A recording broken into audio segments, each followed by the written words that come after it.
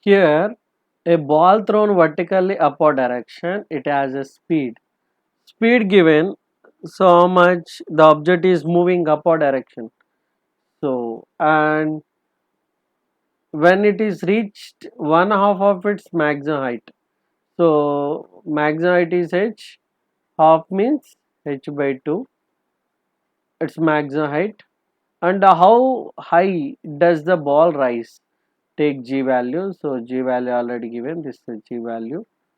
And here speed, if the object reach the maximum height, then final velocity becomes 0 meter per second, final velocity. So initial velocity is 10 meter per second. So that is the analysis of the question. Now we will write the given data.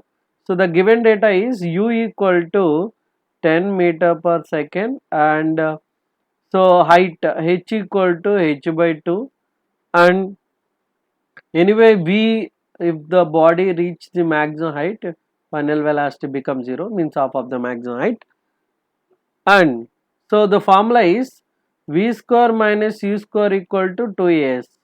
So you have to use this formula because initial velocity is there and final velocity, and anyway height is there. So we need to find out h, anyway g value given, right? So when the body is moving upward direction, g we have to take minus g. So that is nothing but minus 10 meter per second square. Now you substitute the values.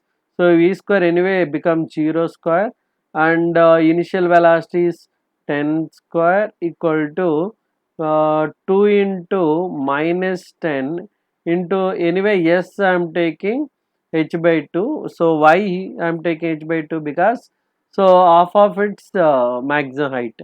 So that's why h by 2 I am taking. Now h by 2. So if you take, so 100 minus 20 into h by 2. So anyway minus minus get cancel. So 100 into 2 by 20. So 10 ja, then 0, 0 get cancel, then h will get 10 meter. So this is the answer.